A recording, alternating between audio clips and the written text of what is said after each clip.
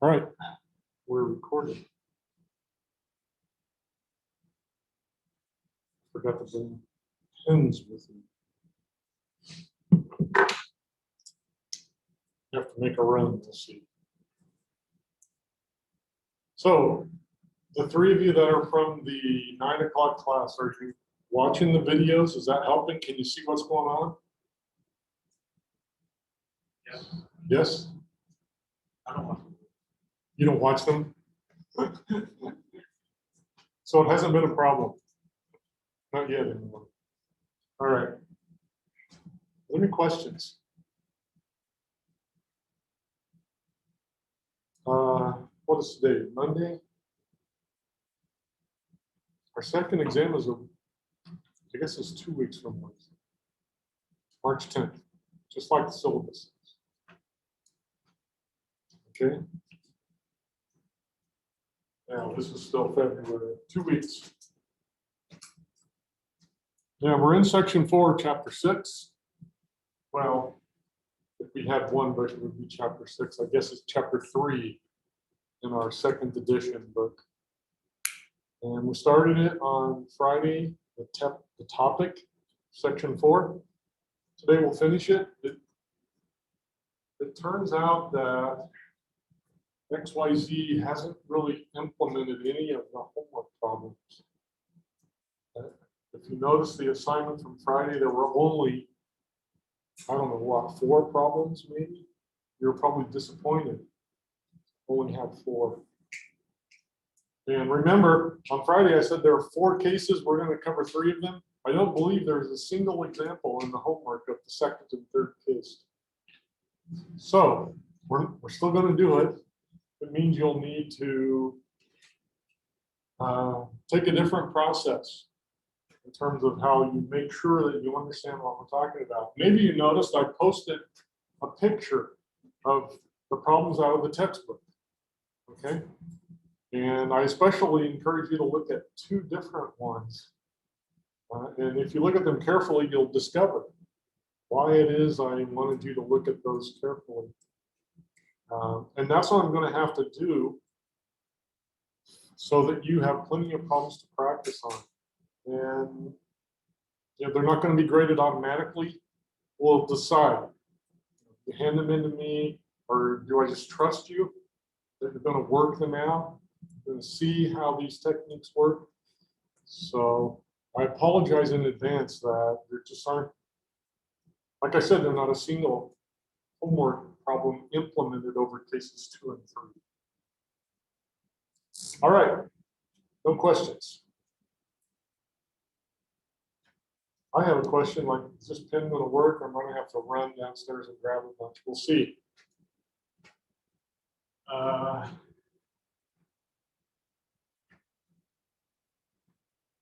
we go, 3.4. The technique is called partial fractions.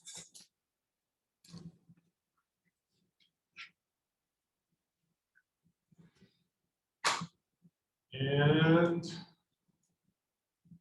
quick review, partial fractions is a technique for integrating what we call rational functions, which is a polynomial. These aren't any old functions. They're polynomials.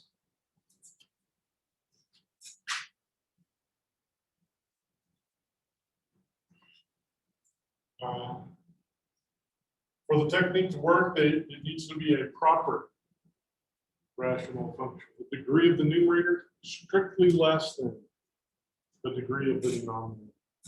And I showed you what to do if that's not the case. But when we launch the technique, we better have a proper one or it's not going to work. And like I told you on Friday, it'll feel like it's working, but it'll just be a garbage answer. It won't get us the right answer. There's not a place where it says, oh, technique fails. It's just like, oh, we think it worked and it didn't. And we long divide if we don't have a proper one. And we did some examples on Friday. All right, and so by the fundamental theorem, let's see, we have cases determined by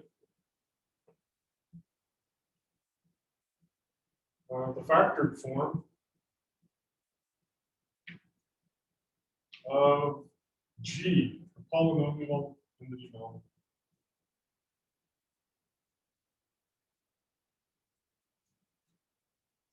And the fundamental theorem says we can factor that polynomial into linears and quadratics. It's theoretically possible.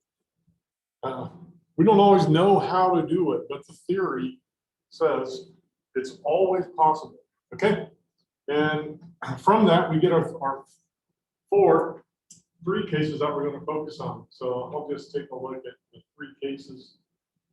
Remember, we're focusing on the factored form. And it's all linears and irreducible quadratics. That's all that we're focused on. Okay? And the first case is all linear factors and all different, distinct, not the same factor. Second, which we did.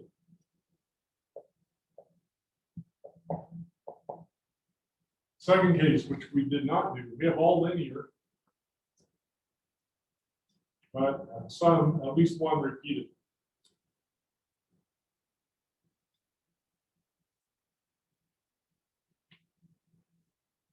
You know, what does that mean? Well, that means when I factor it, maybe I get something like this, x minus 2 squared. That's a linear factor, x minus 2, but there are two of them. So if I write it out in factored form, I get x minus 2 times x minus 2, linear, but the same factor. For example, a little trickier example, which we'll see actually fairly frequently, is just x squared. It's a linear factor x and another linear factor x. It's just x squared. Now the third case,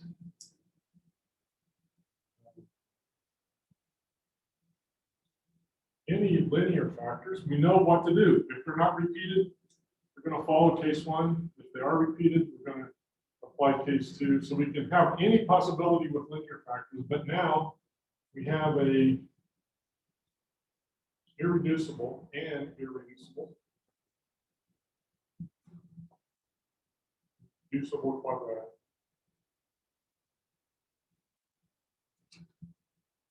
Possibly more than one, but they're distinct if there's more than one.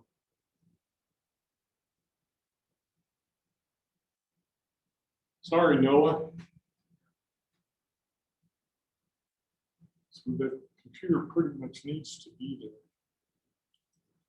You give him permission to change places if you decide you need to. Okay? Then what do you think case 4 would be? What would we add? What ingredient?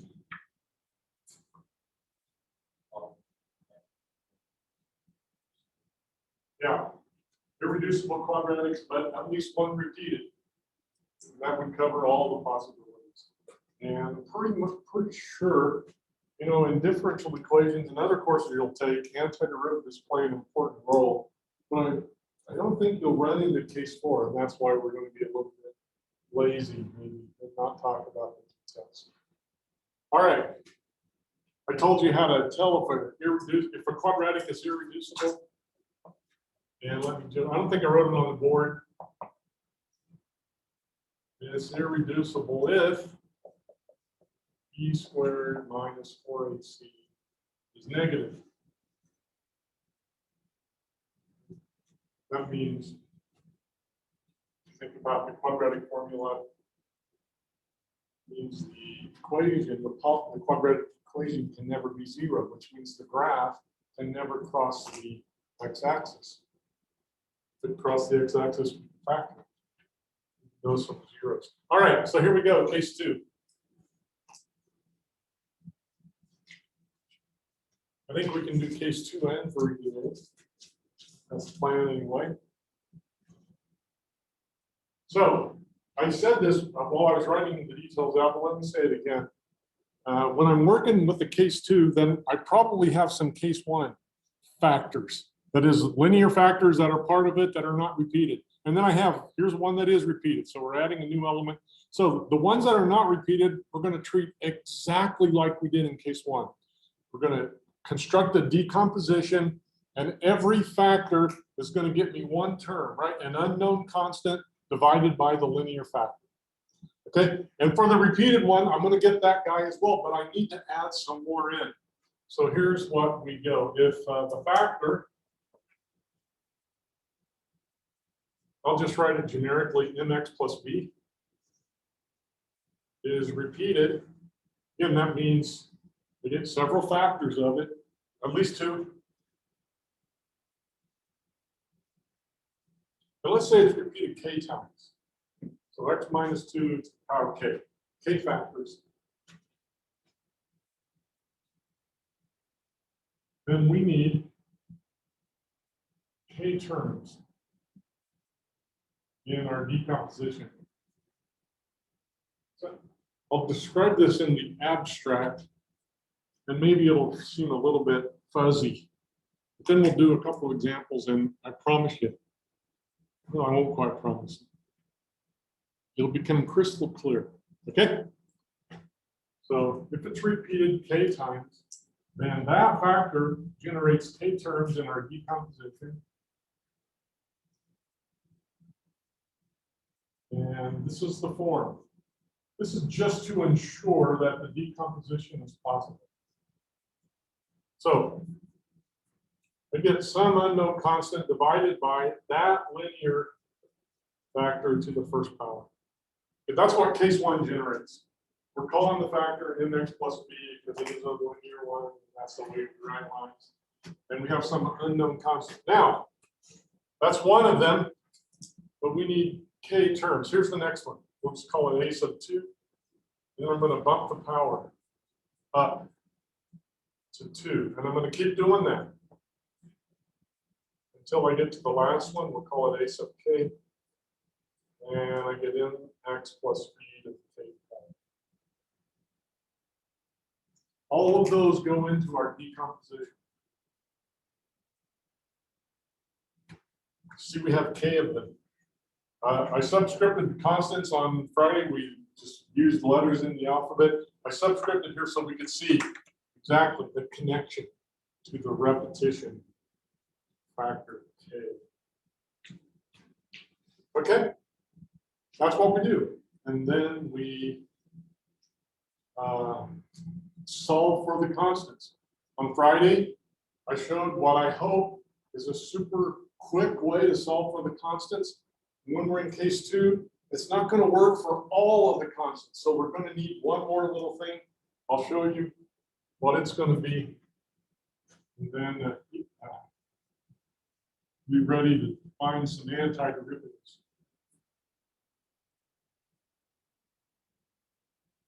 All right, let's just do an example. Again, because I'm making this example up, we're probably going to have fractions. The textbook. How many have done the homework?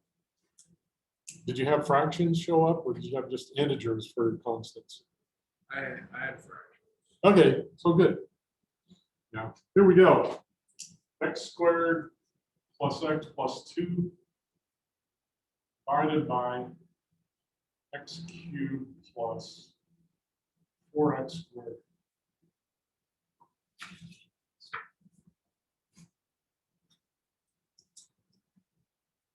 Is it a rational function? Yes or no? Yeah. Yes, it is. Is it proper? Yes. Yes, it is. So we can proceed.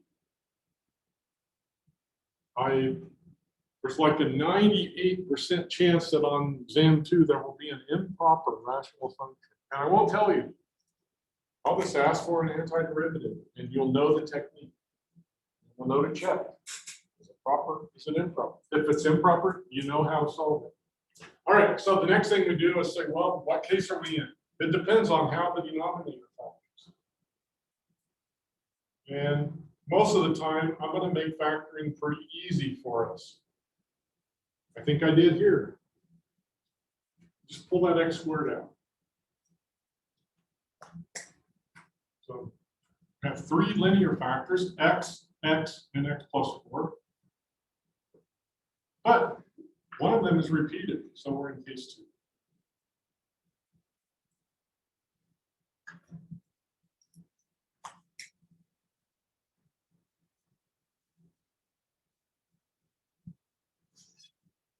Which means we're going to take the original rational function. I'll factor it here. We're going to decompose it. Well, x plus 4 is a non-repeated linear. We treat it just like we did for case 1. It's its own term and some unknown constant. And then the factor x squared is repeated twice. So k equals 2, we're going to get 2 terms. The first term looks like that. I'm going to, because I know the value of k here, I'm not going to subscript. I'm just going to work my way down the alphabet. We get that. So every power from 1 up to the repetition value, k in general 2 in this example. See that? You see that that's how this thing works out for this particular example. If I would have x cubed instead of x squared, what would I do? You would have 3 terms, I would have another term, and what would it look like? d over x cubed. D over x cubed. Absolutely right. Another constant over x2. You've got to work our way up to whatever the repetition value is. Now, it may very well turn out that b, for example, is 0. Because turns out for this function, we didn't need that term.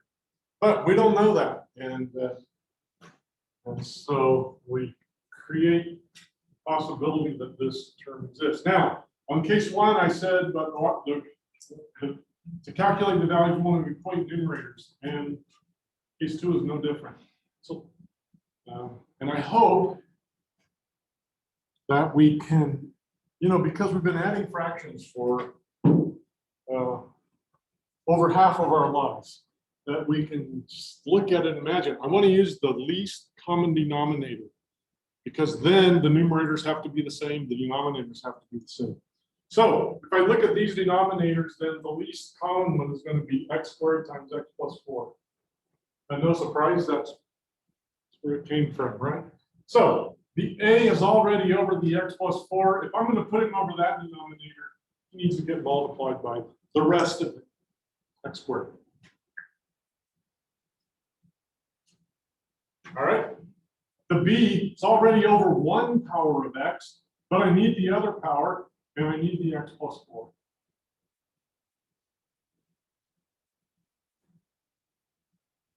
See how that works? So I thought that it should be a times x cubed because we multiply by both the denominator and the fraction. So you can use x cubed, but then you equate these expressions, and fractions can be equal without having the same numerator and denominator, right? 1/2 equals 2/4. And I want to equate the numerators. That's the next step, right? So for the numerators to be the same, the denominators have to be the same, which means I need to use the least common denominator. Yeah. And let's go back to 4th grade. 1/2 plus 3/4. You could say, oh, 8, 4 times 2. That's a common denominator. You would be exactly right. But it's not the least common denominator, right? What is? 4. 4. Yeah. And so we'll save ourselves a step at the end when we're adding fractions, literal, if we use the least common denominator. Okay, and that's all I'm doing here, least common denominator. Because I want to say that forces the numerators to be equal. Okay, and I mean, I said it before, fractions are one of those things where, there's an infinite number of ways to write the same fraction. 1/2, 2/4, 3/6, 5/10, 20/40, right? And so just knowing they're equal doesn't force the numerators or the denominators to be equal, unless we make the denominator is equal by using the least common, then the numerators have to be the same. So what does C get multiplied by? X squared times x plus 4, C gets multiplied by, x cubed plus 4 squared. okay, C is already over the x squared. Okay, x times x plus 4. C is already over all of the x's. Okay, c times x plus 4. There you go, x plus 4.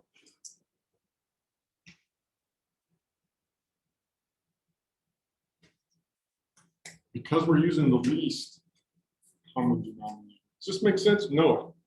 I'm a little bit confused. So you have the x and the x plus 4. So how do we have an x and x squared? Say it again. So on the left, we have the Over here? x and x plus 4 as x squared and x plus 4 as the three linear functions. Uh-huh. So why when we do it, is it x plus 4, x and x squared? So- Okay, so case 1 tells us how to deal with x plus 4. And now, case 2 is telling us how to deal with a repeated linear factor. Right? If it's repeated k times, it generates k terms on our decomposition. Okay? All right. What should I do next? Matthew. I have to kind of sound out the ax squared, the very first one. How come it's ax squared, not ax cubed? Okay, so let me add a step. Where shall I do it? Maybe I can do it above. Maybe I can squeeze it in. I got a blue pen. So to get a common denominator, I'm going to multiply top and bottom by x squared. Here, sorry. And here I'm going to multiply by x times x plus 4. Top and bottom. And over here, I'm going to multiply by x plus 4. In every case, what am I multiplying by? The other terms. Least I'm common multiplying by 1. X squared divided by x squared is 1. X plus 4 divided by x plus 4, 1. So I'm changing the way it looks. I'm not changing the value. Right? Multiplied one. Noah, I don't know why I'm asking you. 12 times 1 is 12. Yeah, it doesn't change the value. It changes the appearance because we need a common denominator. Now, I worked it out. Here are my denominators. What's the numerator? What am I missing? Well, that A, it needs the x squared. The B needs an x and an x plus 4, and the C needs the x plus 4. Okay? Yeah.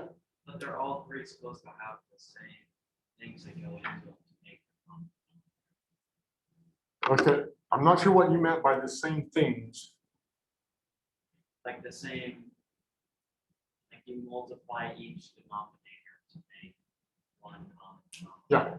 So what do we do here? Back in whatever grade, we said, well, we need to multiply this guy by 2, right? And that'll get us our common denominator. That's all we're doing here. Like, what are the missing factors to get me my least common denominator? Okay. Back there it was a 2. Now it's an x, and then it's an x squared, and then it's an x plus 4 in some order. Okay. All right. What should I do next? solve for A, B, and C, By, how do we do it on Friday? making one of the factors equal to 0. In which, can you think of an x value that will do that? 0. Excellent choice.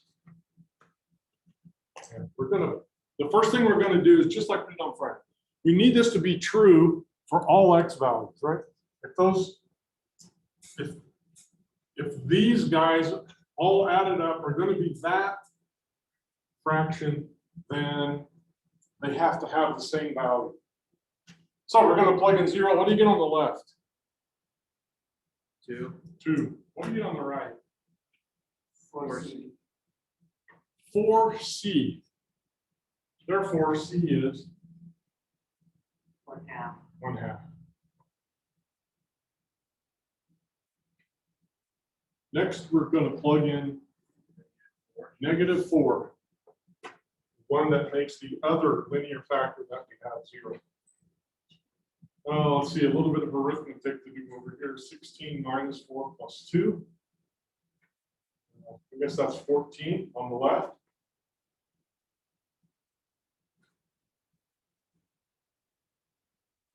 And what we get on the right? Something 16. plus 0 plus 0. What's the sum? 16? So A is 7/8. 14/16.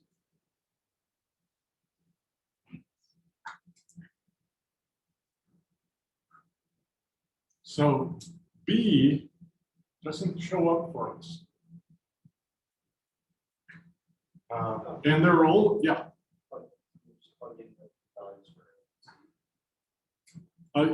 Yes. There are a number of things we can do. I'm going to show you what I think is the easiest thing to do, but if you disagree with me, we could pick another value of x. We need these polynomials to be exactly the same polynomial. So pick an x equals 1, and hopefully the a's will, the b, the one we don't know, will show up in some equation. And since we know a and c, but here's what I think is the easiest way, and it's going to really work well for us in the third case. All right. I need this polynomial to be exactly that polynomial. Right? That's what we're working on. Equating numerators. Well, how can two fractions can be equal, like we talked before, in an infinite number of ways. But two polynomials are only equal if they have exactly the same degree and all of the coefficients are exactly the same. Okay, how many x squares do we have on the left? 1. The coefficient of x squared is 1. Therefore, if it's going to be the same polynomial, how many squares do I need on the right? 1. I need 1. So now I just picked 1 out of thin air there. B is the guy we don't know. And notice that if we were to multiply this term out, he gets involved with x squareds and with x's to the first power. So we should be able to use either one of those. In fact, I'm going to do it both ways just to show you what works. Although I think picking the second power will make life easiest for us. So what I like to do is write the power that I'm focusing on in parentheses. We're going to look at squares. We're going to balance the squares out. How many on the left again? 1. Do any squares come out of here? There are 7/8 of a square. Yes. Will's right. There are a of them, and we know a, 7/8. How many squares come out of this middle term? B. We don't know yet. How many come out of the third term? None. None. Yeah, no squares back there. And so what's the value of B? 1/8. 1/8.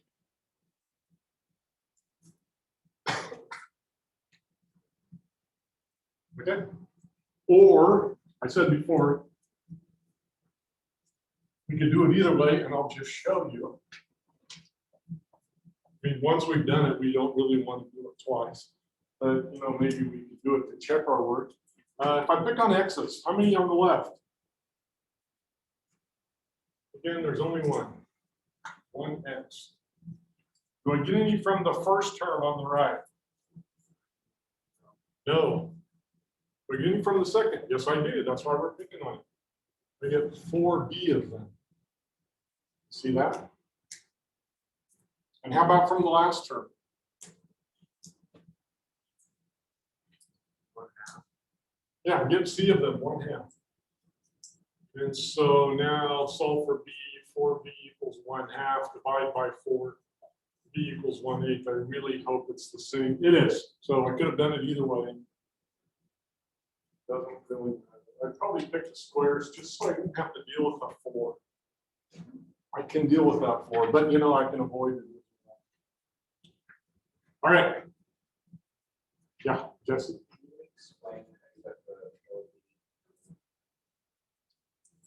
Yes. So if I go through looking for x's to the first power, there are none here. There are You multiply this out, there are 4b x's in there, and there are c x's of them there. Okay, now I know the value of c, so the coefficient is 1/2. I plug it in, and the coefficient here is 4b. I plug it in.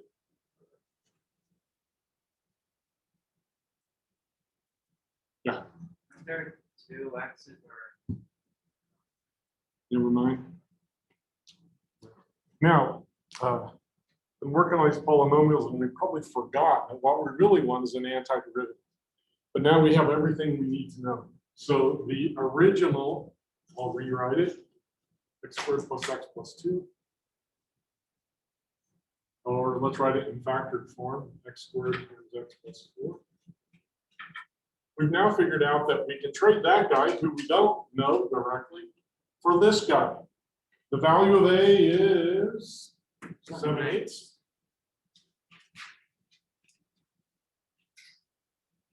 Times 1 over x plus 4. The value of B is 1/8 times 1 over x. And the value of C is 1/2. I'm going to notice it's, if I pull the C out like I did, then it's 1 over x squared. To set it up for an antiderivative, I'm going to write it as x to the minus 2 as a power function.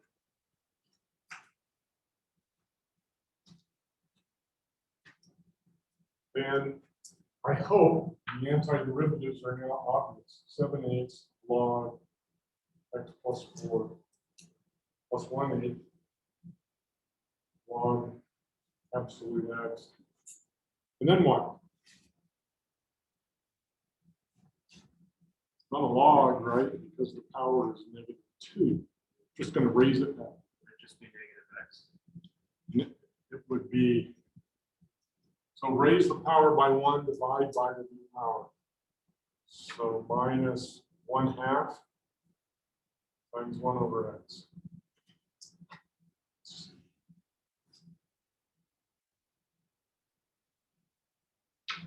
Raise the power, takes it from -2 to -1. X to the -1 is 1 over x. Divide by -1, all it does is flip that sum.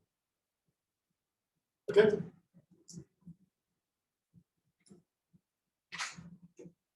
Questions? Now, on Friday, case 1, all of the antiderivatives are logs. I think I said that on Friday, all of our examples, always logs. And I tried to write a cute expression, and after class, Victoria showed me I made a mistake. If you watch the video, you'll, I give you information about where that is. Pretty, I mean, it's really inconsequential. I'm not going to try to rewrite these, Victoria. I'm just going to say, there's the answer. I'm pretty sure X, Y, Z. Well, we're not going to be using it on cases 2 and 3. So, any questions? Yeah.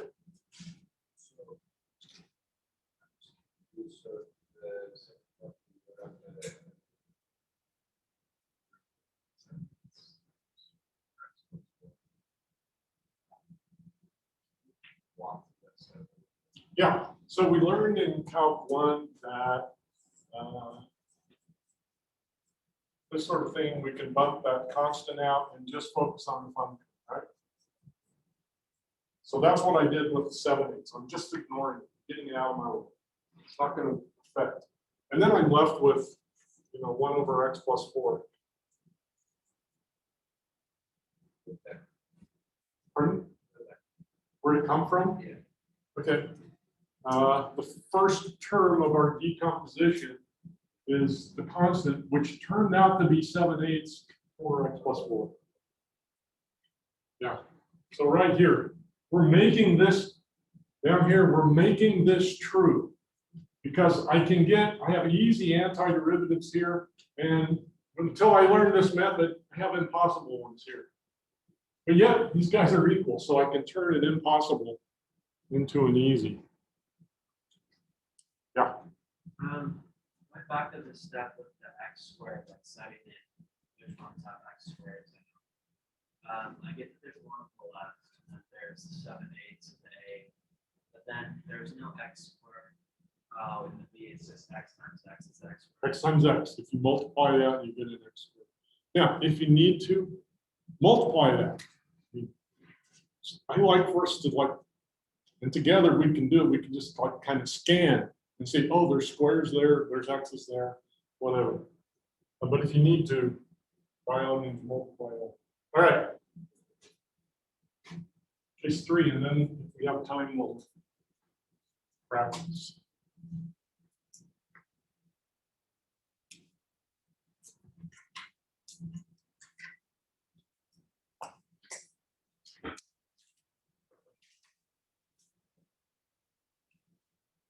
Remember, case 3, we have an irreducible quadratic, not repeated.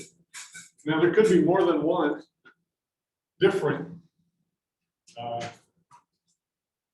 irreducible for each irreducible quadratic.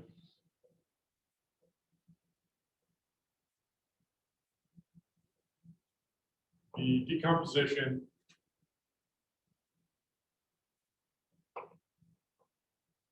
contains a term for it. Say this term.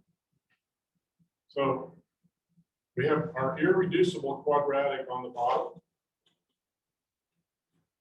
And earlier I showed you how we know it's irreducible. Well, so all the terms of my decomposition are proper rational functions. If I have a squared on the bottom, then at least there's a possibility that any linear could show up on the top. So every irreducible quadratic in the factored form of the denominator leads to 2 constants. Coefficient of x, unknown, a, as I wrote it, and then the constant for the linear, b. Okay? And that's all we do.